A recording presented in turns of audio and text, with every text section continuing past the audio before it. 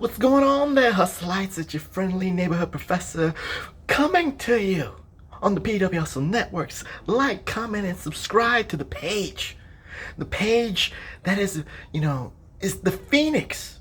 We might have lost the original PW Hustle, but this PW Hustle Networks is never going to leave because we're too strong. We got the virus out there. But neither here nor there. It is time for your all-elite perspective. This is the only, vehicle here, in the IWCY to see besides myself and maybe Jim Cornette. Well, not maybe, but definitely us two. Everybody else tries to be objective, but they're not. Everybody else tries to defend what they see, but they can't. We're the only two that give you what they do. We're the only ones that will say, hey, something is good, but we have to always be critical of what is going on AEW Dynamite.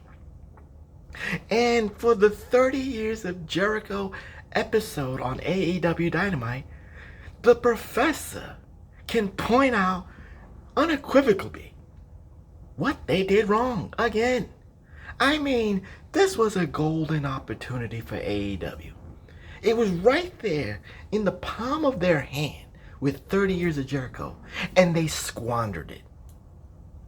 You might have liked what he said at the end of AEW Dynamite.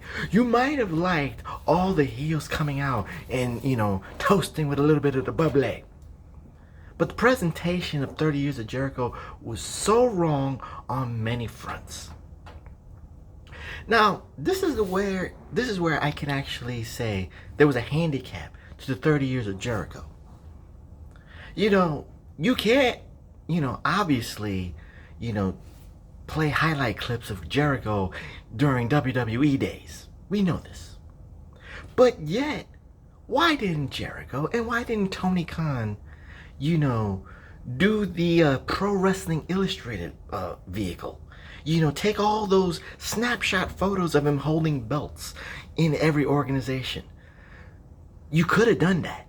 That's legal. That's not WWE property. That would have been Pro Wrestling Illustrated property. Mistake number one. Mistake number two is themselves. AEW keeps following their mantra of 20-minute matches.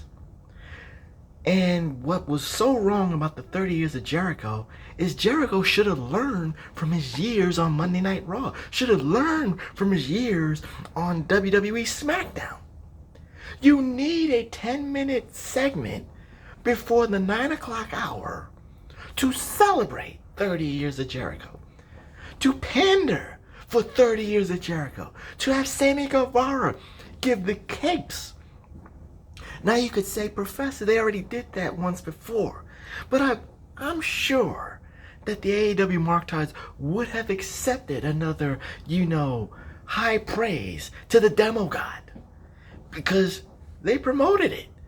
I mean, you had celebrities give out, that go on Cameo and praise the Demo God. You could have used that during a 10-minute promo. And like I said, 20-minute matches for no purpose. You could have bumped the Big Swole match and given the minutes to a 30 years of Jericho celebration for him and the Inner Circle. And also, mistake number three. This is where it comes to the Marktards again. Excalibur has to explain 30 years in the making of Jericho and Luther colliding. I didn't care 30 years ago, and I damn sure didn't care 30 years later. And speaking as the viewing floater that I am, the 200 to 250K viewer floater that I am, I changed the match. I didn't even watch the match. I put it on NXT. I watched the women's tag team main event because I was more invested in that match. I didn't give two shits about Luther. I give two shits about Chaos Project or Chaos Theory, whatever they're calling themselves. These AEW dark jobbers. See, this is the problem again. You could have used a 10-minute celebration before the 9 o'clock hour and actually had Luther come out and speak on it. They didn't do that. So why should I even be invested in a grandioso fashion match? If that defeats the purpose, he could have fought Griff Garrison for all that matters. I would have actually been more entertained. I didn't care. 30 years in the making for Luther. You really think, out of all the people for 30 years, Luther came to your mind and my mind?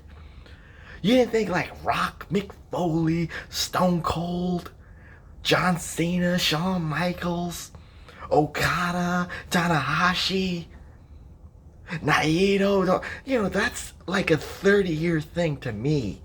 Luther. Now, if it was Luther Vandross coming from the dead, yeah, give me Luther Vandross. But Luther? Shit, I would have took Mike Tyson. 30 years. 30 years. As a special thing. See, this is the problem. I'm just giving you, fantasy booking. I understand. Don't, Russell Lights. Don't come at the professor, but you can if you want to try. And talk about Mike Tyson and the scheduling and the Roy Jones. I get that. But I'm giving you examples of people that were more important in the wrestling industry than Luther. Granted, Chris Jericho gave Luther the rub and he owed it to Luther, and they pay their dues and all this stuff, going on the highways and byways, going all over the world. So Luther, got moist for that. That's okay. But again, as a floating viewer, the 250,000 floating viewer, I changed it to the Yankees playoffs. I changed it to the presidential debates, the vice presidential debates. And I changed it to NXT. I changed it to even South Park. That's how disinterested I was. And then I changed it back to the two minutes before it was off the air time, so I could see all the other little stuff between themselves and himself and MJF, which was the only good thing. And again, could have done that before the 9 o'clock hour to give intrigue, to give mystique. But see, that's the problem with AEW. See, they're falling into the same trap that WWE does. If you want to do things for the next week, that's cool and all. But yeah, then this week was just a throwaway. 30 years of Jericho needed to be done on October. What is it? It is October. On October 7th? You couldn't have done it on October 14th? The 1 year anniversary? 30 years could have been better there. Are we going to fact check 30 years of Jericho when he actually started? Yeah, maybe you hardcore Mark Tards might have done that. But I think you could have waited another week to make it a bigger deal. So that was issue number 1. Issue number 2. You know where I'm going to go. The brutal dog collar match. And you know what? I'm going to go into this as like I've done on the All Elite Perspectives. It's not about the match per se. It's about how they ignore things. You have tried, AEW has tried to rebuild Brody Lee after being embarrassed and, eviscerated by Jon Moxley. The Dark Order characters who came in a year ago as mysterious, dangerous people. Thanks to being on that Being the Elite video garbage, they've turned into caricatures. Brody Lee, the Exalted One, was turned into a caricature of Vince McMahon and all bad booking decisions. So you can say how great the dog collar match is, but there's always problems.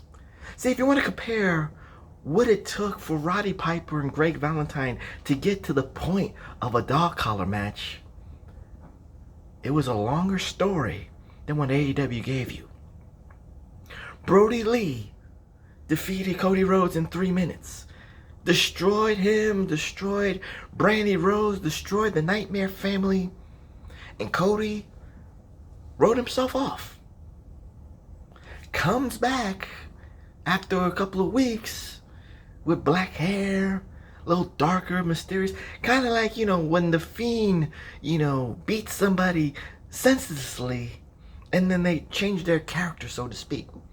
Not saying that they took. It's all right to take, ideas from other places. I keep saying that to all you. But anyway, he's now more darker. But yet,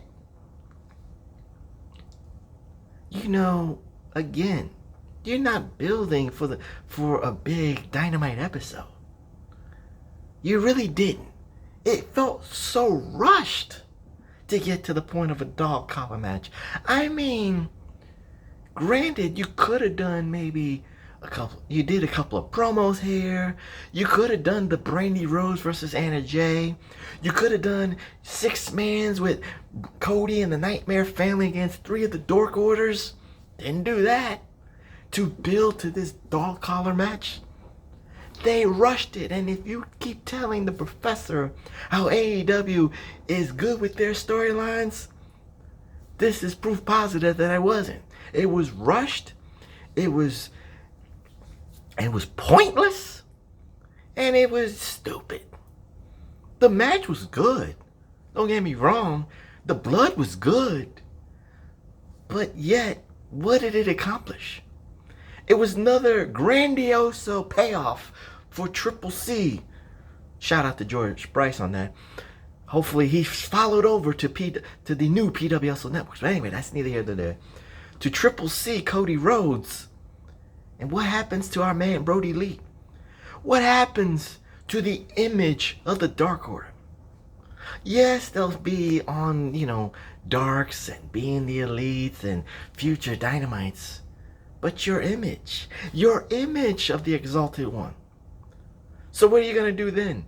Are you going to have that the Masked Man, Pizza Uno, whatever his name is, eliminate Brody Lee and become the new leader?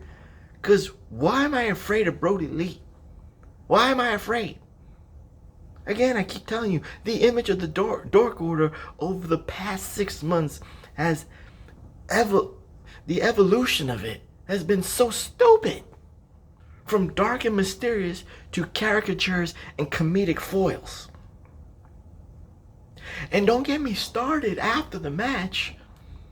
Cody celebrating, panders to the crowd, saying I'm not dark or whatever.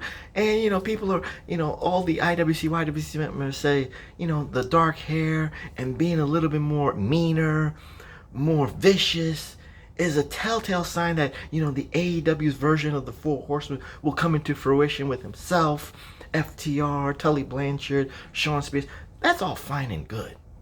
I don't care about that right now. But Brody Lee got pushed out to the side. Do you notice a trend there? Do you notice a trend to build for next week? You push Brody Lee to the side, and then, as Jim Cornette calls him, Pockets comes out and wants to challenge him for the TNT title. The open challenge is back. Remember, John Cena, once John Cena lost the U.S. title, the U.S. Open Challenge lost its luster too. So I really don't care. But Cody's got a week to prepare for open challenges. So there's no surprise there. But now, here's the quandary. And again, Orange Cassidy is not in the top 5. Orange Cassidy lost to Brody Lee. So he lost, he should be number 6, number 7. My man Scorpio Sky, there's a lot of racial inequality in AEW. Where's Scorpio Sky's, AEW TNT title shot? He should be granted that. He should be granted a shot. You got all these people like Brian Cage and Lance Archer, even MJF. Why can't you redo that? But of course MJF's doing things with Jericho. But I keep pointing out how they push things off and just build to next week like it's nothing. This is the problem with both WWE and AEW. You got no choice but to build to the next flagship show. You got no choice now. Because pay-per-view, at least on the WWE side, doesn't mean squat now. Because they got the WWE Network and AEW, I know AEW wants more buy rates, but I think they've tapped out between, let's say, 100K to maybe 110K. They need to do something to build up the buy rates. And these little nuances here just ain't gonna cut it, because all you're just doing is feeding to the niche. So again, you push Brody Lee off. The Dork orders to me is dead. I really don't care. And now, you look at some of these matches that happen here. I had to point out those two really quickly. But again, the problem with AEW is their 20-minute matches. Will Hobbs and Brian Cage for the FTW title. Where, Brian Cage might have had COVID. So, I'm glad to see him back. But you know what? The FTW title, I don't know if even Taz even remembers how the FTW title, the defenses mattered. The FTW title, even Taz keeps forgetting, was created to shield Shane Douglas's shortcomings with his injuries. To proclaim that he was the only undisputed heavyweight champion. This is a prop. The FTW title is a prop for Brian Cage. And Will Hobbs. Did Will Hobbs get introduced to the masses? No. 20-minute match. He held his own, but that's it. What are you going to do with Will Hobbs now? We haven't heard him speak. And that's another problem. We haven't heard him speak. Limited. Only one time, and that was for that 6-man, and it never happened. And then you got another 20-minute match with FTR, my tag team, trying to hold on to this tag team division that is just squandering FTR's abilities against the Hybrid 2. Again, they keep not learning right. You can do these, I don't want to call it open challenges, but you can actually put these AEW Dark Tag teams together and show the dominance of FTR. And actually, you can prolong it. Let's use Griff Garrison and Billy Gunn's son. I don't know his name. I'm going to call him Chip Gunn. Let's say they were a tag team. They get a shot to, see if they can hang with the champs. Then Hybrid would come out, and then you build for the next week. You don't just, keep putting out these tag teams and after tag teams after tag teams. What has the professor told you? Young Bucks, FTR, everybody else. That's all you're doing. So next week you can do Proud and Powerful, and FTR will destroy him. Another week you can do Lucha Express, Luchasaurus Express, Jurassic Express. Destroy them. And now the Best Friends? Everything is being built towards the Young Bucks. Or the Young Bitches, because that's all they've been, And to close out, the Young Bucks, Kenny Omega, and Hangman Page are not heels or not faces. They are millennial bitches. Look at the Young Bucks crying and whining over the spot that the FTR has being the tag team champions. The old school, frustration heel turn is natural. This whining, it's like snowflakes whining about not getting something. And I'm supposed to be invested in this dream match of FTR versus the Young Bucks? FTR's doing their part. Young Bucks haven't done squat. What, super kick Tony Schiavone and Alex Marvez and a referee is supposed to make me interested in the tag team combustible elements? No. Then you got Kenny Omega being in this #1 contenders tournament for the AEW Championship. Did you hear the promo? This has got to be one of the worst promos I have ever heard. Not in AEW history, but in wrestling history. This man doesn't even look like... If he wanted to be the cleaner, that's not the cleaner.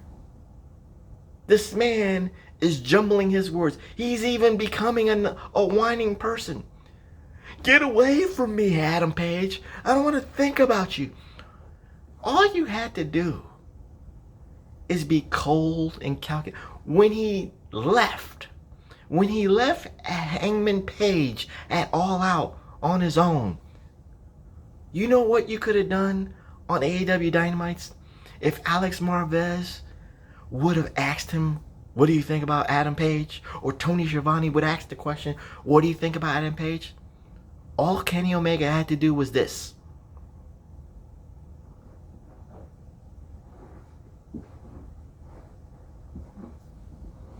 You see? Now go back, listen to the promo, and ask yourself, does the professor have something there? You know he does. And again, they don't know what to do with themselves. The Elite are trying to create a soap opera within a soap opera that doesn't need to happen. If you want Hangman Page against Kenny Omega, and you want to try to do it in the finals or the semifinals, what a waste. What an absolute waste. You could have had a story there, but they just don't know how to do it.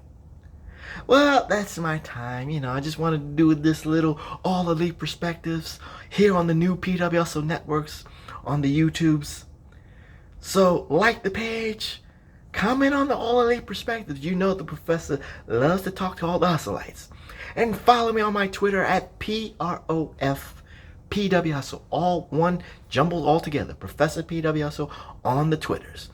And I'm the professor, the glorious professor, saying see ya next time, hustleites.